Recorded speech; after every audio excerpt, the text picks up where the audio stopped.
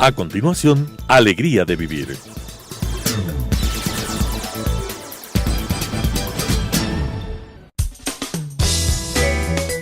Clasificación A. Apto para todo público.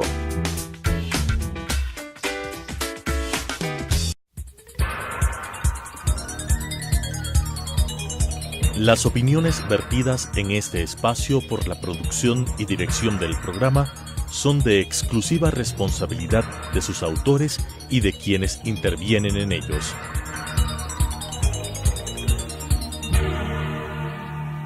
Telesucesos Canal 29 UHF presenta Alegría de Vivir, un espacio para reflexionar sobre temas educativos, familiares y de estilo de vida, convirtiendo nuestra existencia en una grata experiencia de vida, con la conducción de Alegría Crespo. Alegría de Vivir.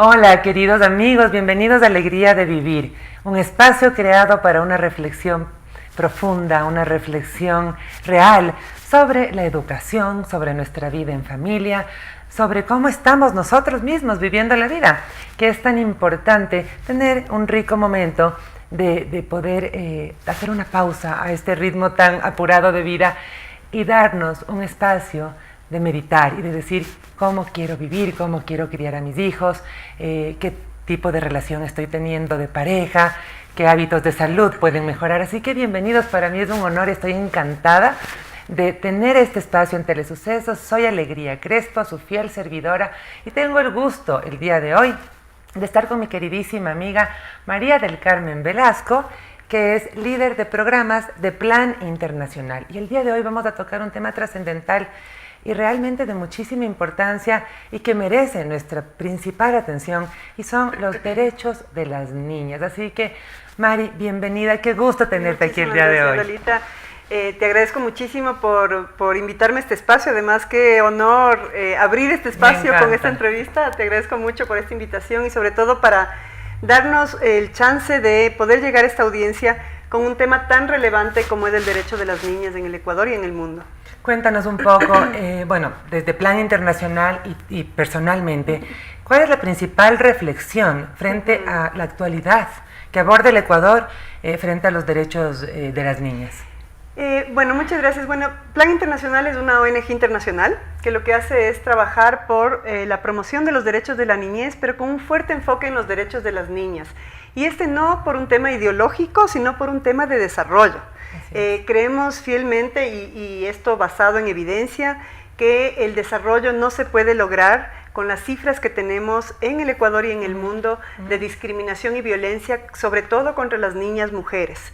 Entonces, en este sentido, Plan Internacional dedica unos esfuerzos enormes en más de 70 países del mundo, aquí estamos cerca de 50 años en el Ecuador, para trabajar en generar conciencia desde la ciudadanía de la importancia de romper patrones culturales discriminadores y violentos que afectan la vida y el desarrollo integral de las niñas de nuestro país y del mundo, y que esto sea un mecanismo de prevención. Lo que queremos es no tener que atender casos de niñas violentadas, porque el ideal sería vivir en una sociedad igualitaria, equitativa, respetuosa de los derechos de todos, y sobre todo de los que más necesitan estar protegidos, como son los niños y las niñas, y en este caso particularmente las niñas, por la situación de vulnerabilidad y de fragilidad frente a estos patrones culturales violentos. Sí, realmente es una realidad que además ha tenido una evolución bastante leve, bastante lenta, diría yo. Te pones a ver cómo las niñas y los niños eran tratados hace un siglo, posiblemente, y ha habido bastantes cambios, por supuesto, en los derechos de los niños, en tantas convenciones. Sin embargo, si nos vamos a las zonas rurales, yo creo, y quisiera tu afirmación y tu opinión sobre esto, ¿qué tan distinto se puede ver la realidad de los derechos de las niñas en las zonas rurales y en las zonas donde realmente no llega tanta información? ¿Cómo ustedes han logrado llegar allá? Sabes que lamentablemente esto no se limita a las zonas rurales. Es tal el nivel de violencia que hay contra las niñas a todo nivel, sin discriminar condición socioeconómica ni lugar geográfico. Es una epidemia de violencia que vive el país, que es alarmante y que está además en todo el mundo. Entonces es un momento muy importante de reflexionar de qué es lo que nos está pasando. Y esto, insisto, es un tema de desarrollo.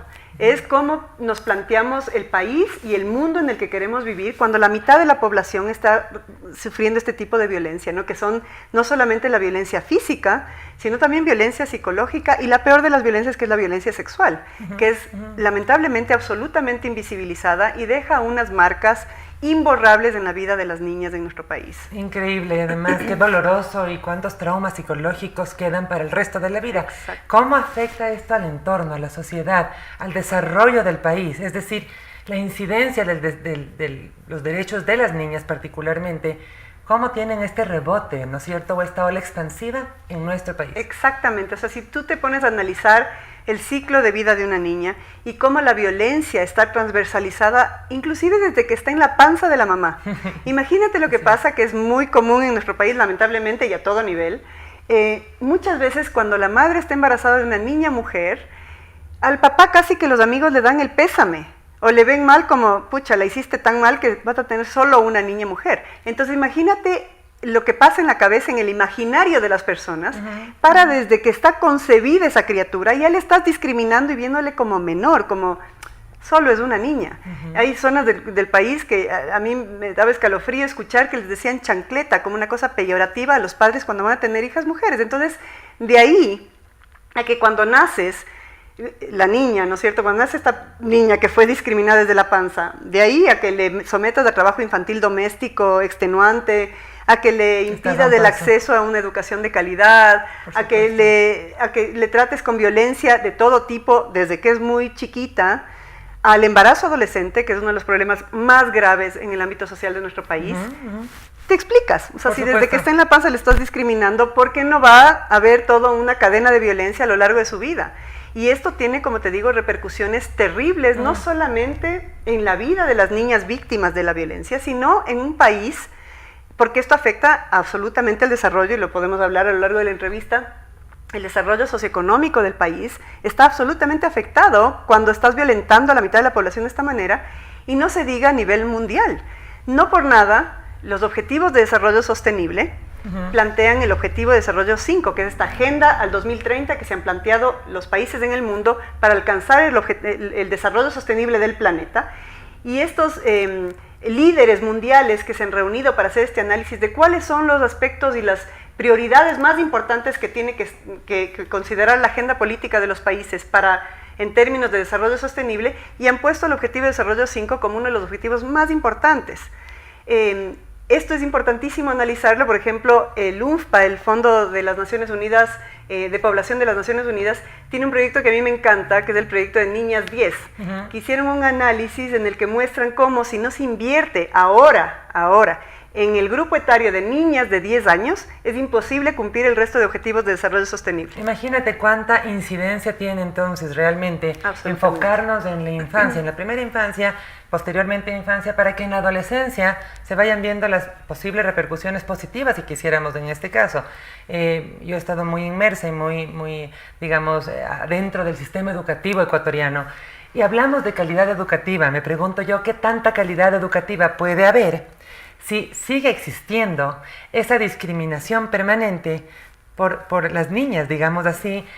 Sin embargo, son las que tienen más periodo de escolaridad y a la vez no tienen la tasa de empleo que tienen los hombres. Es decir, todavía hay una brecha y una discriminación tal que al salir del colegio no consiguen trabajo como consiguen los hombres. Para empezar, uno, que quería tratar contigo ese tema, y dos, que es importante, queridos televidentes, que nos informemos bien, que sepamos que Ecuador es el tercer país con la tasa de embarazos más altos de Latinoamérica, de 10 a 19 años de embarazos de adolescentes.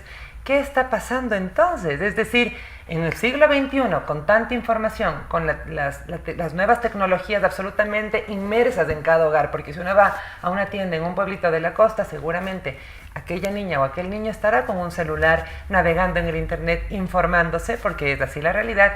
Entonces, por un lado, el desempleo o el subempleo de las mujeres, y por otro lado, la tasa enorme de embarazos que siguen existiendo Es en el brutal. Ecuador. Esos dos temas. A mí es un dato que me alarma absolutamente. Yo antes de trabajar en Plan Internacional, que estoy trabajando hace 2 años, trabajé en el Ministerio del Trabajo como gerente del proyecto de erradicación de trabajo infantil, y desde ahí ya era un dato absolutamente alarmante, porque imagínate las repercusiones que tiene una adolescente embarazada, que primero no está preparada ni físicamente ni psicológicamente, y que muchos son producto de violencia sexual. Entonces tiene un hijo en unas condiciones absolutamente precarias, afectando también su salud.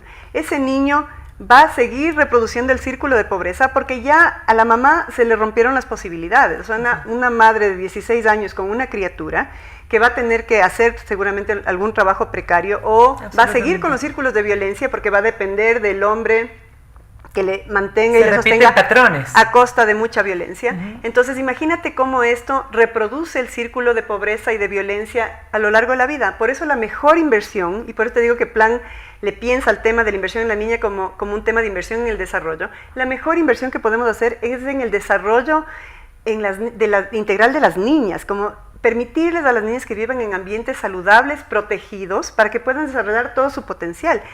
A una mujer, a una adolescente, a una chica, a la que le diste una oportunidad, por ejemplo, de estudiar y de luego conseguir un trabajo, un tema de empoderamiento económico de una mujer, estás haciéndole un bien no solamente a esa mujer, sino a la familia, sino a las generaciones que vienen detrás. Imagínate una mujer empoderada, que no depende de nadie para mantener a sus hijos, no se va a aguantar una situación de violencia contra ella ni sus hijos porque no voy a tener quien me sostenga económicamente.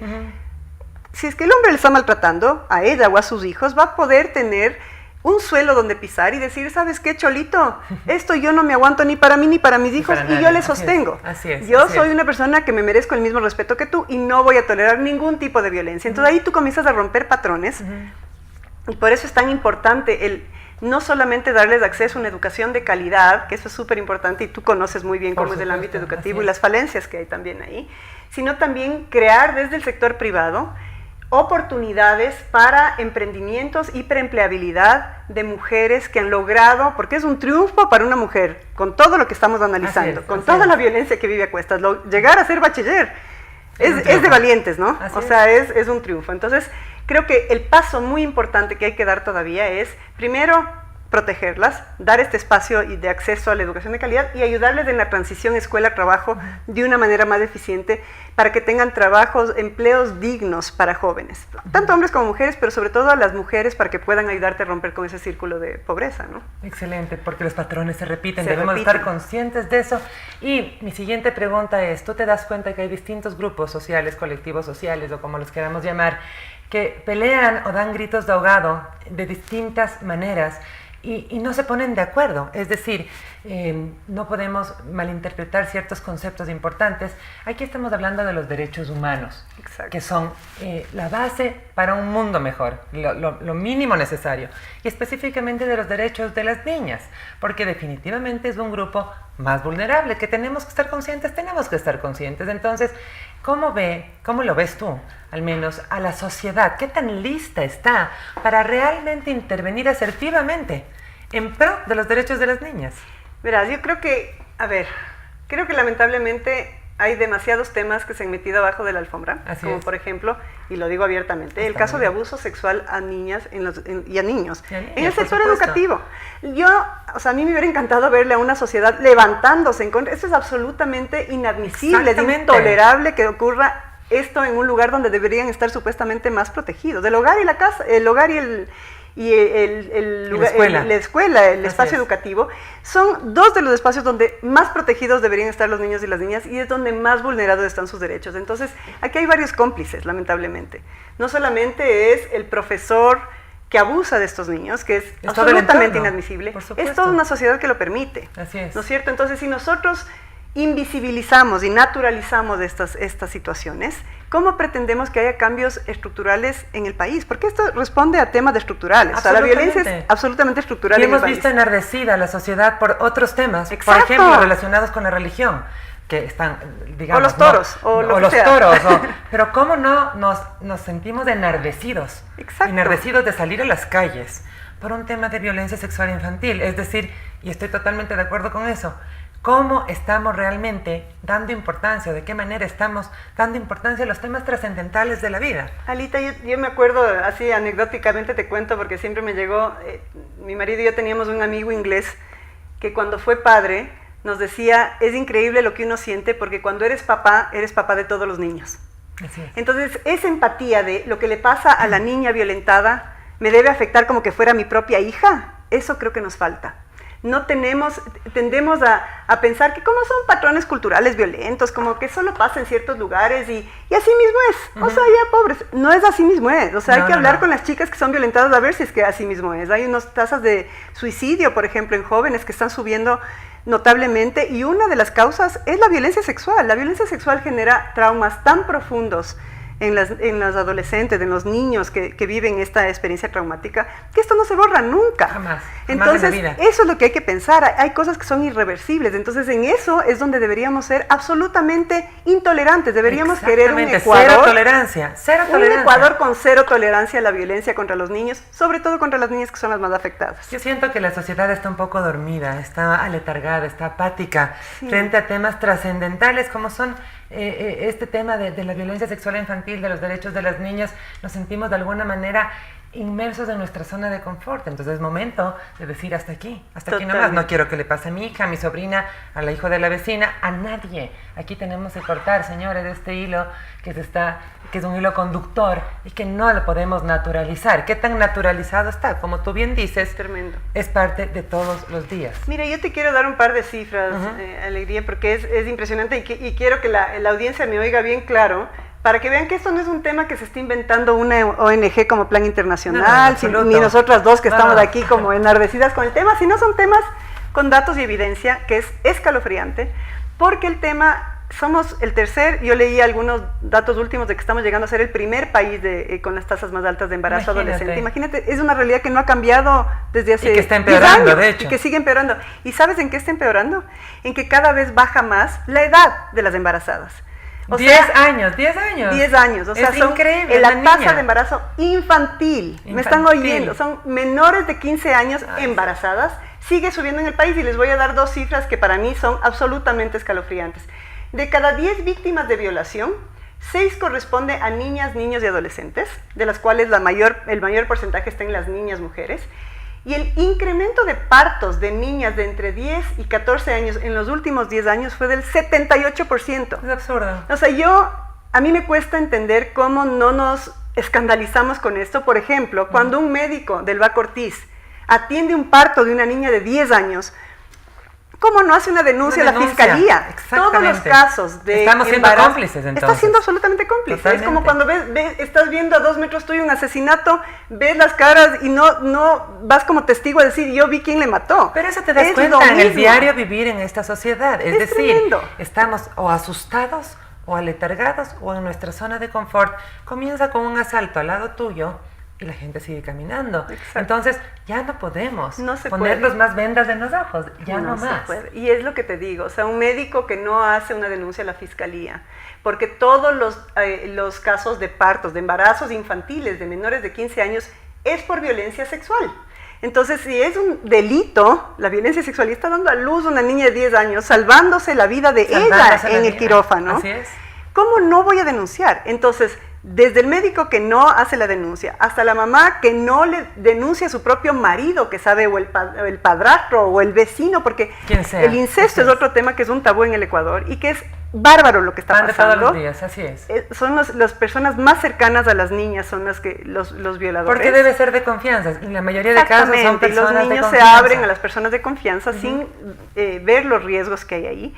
Pero aquí estamos muchos otros actores implicados. Está desde el chofer del bus, porque yo te quiero hacer una reflexión imaginémonos un día en la vida de una niña, de María, de un barrio en Manabí. Imagínate lo que es. Se despierta más temprano que sus hermanos porque tiene que ayudar a hacer las tareas de la casa, ¿no es cierto? Trabajo infantil doméstico. Por supuesto. Y entonces durmió menos horas para hacer trabajo que además infantil. no le permite estudiar como debe, Exacto, ¿no? ni hacer todos sus deberes, ni jugar, porque tiene derecho al juego. Desarrollarse normalmente.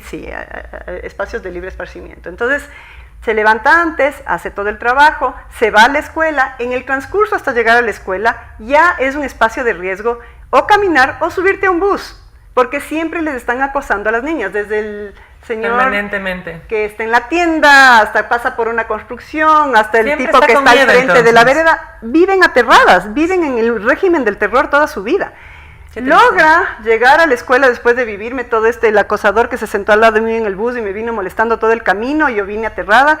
Se baja la niña a la escuela. En la escuela tampoco es un espacio seguro, ni entre sus compañeros que le están bulleando por ser mujer, ni el profesor, que también le discrimina porque seguramente ya quiere estudiar un tema de no sé, de nuevas tecnologías o de electricidad o alguna carrera o profesión que no está vinculada tradicionalmente al la género cultura femenino. femenina, así es. Entonces ahí también hay otro tipo de violencia. Sale de la escuela, regresa a la casa, otra vez en el bus donde está lleno de acosadores que se sienten en el derecho de acosarles verbal y físicamente a las niñas.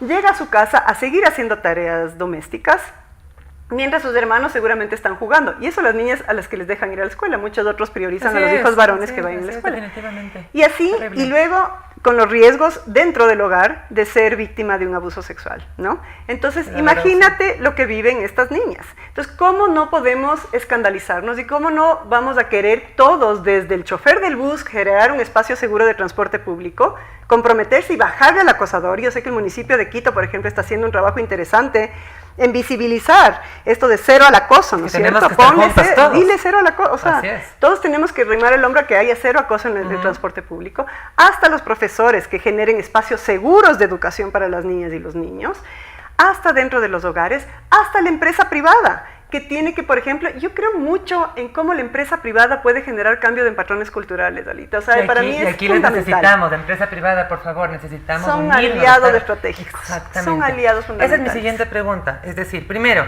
hay que hacer un mea culpa y una reflexión severa de zarandearnos y decir qué tanto estoy actuando desde mi casa, porque recordemos, padres de familia que están viendo este programa, todo comienza en casa. Es decir, y si su hija les dice algo, créanle, siempre créanle. Así es. A su hijo y a su hija, a los niños se les cree. Esa es la premisa básica.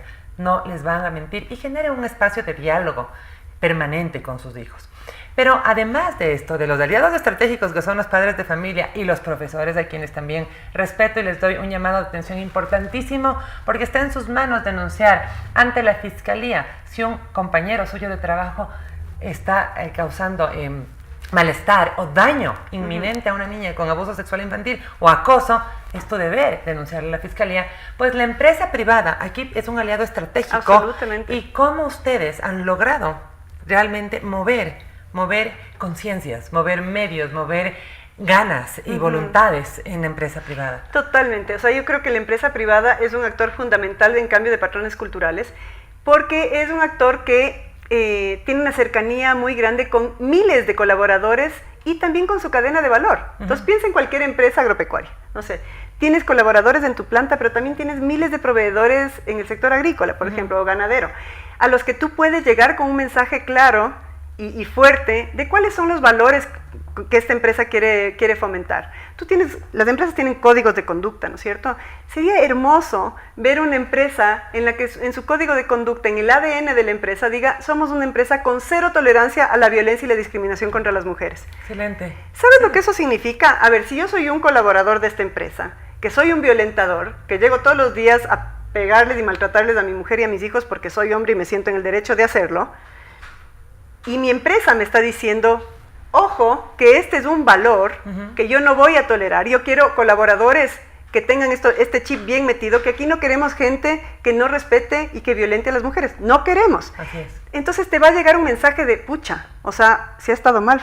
Porque es diferente que una ONG, como nosotros le digamos, que también aporta, pero el lugar donde tú trabajas, que te digan, tan importante es que usted me cumpla con las metas de la planificación estratégica de este año, como que usted cuide cómo es en el espacio de trabajo y en su hogar. Yo quiero trabajar con gente que se sume estos valores y si no, vaya nomás a trabajar en otro lugar.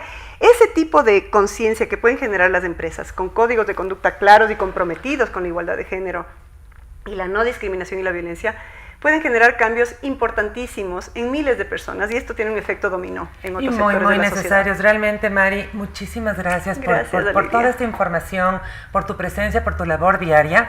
Realmente necesitamos más personas como María del Carmen Velasco de Plan Internacional. Y amigos, este es un llamado para todos, para dar espacio de reflexión en nuestra práctica diaria, cotidiana, en nuestro hogar, en la escuela. Recordemos que somos nosotros gestores de una mejor sociedad.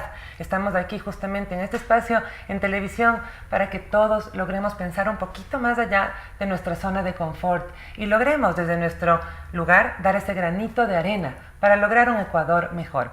Ha sido un gusto, soy Alegría Crespo, estoy a las órdenes y qué lindo que todos ustedes estén aquí conmigo para tener mayor alegría de vivir. Gracias. Las opiniones vertidas en este espacio por la producción y dirección del programa son de exclusiva responsabilidad de sus autores y de quienes intervienen en ellos.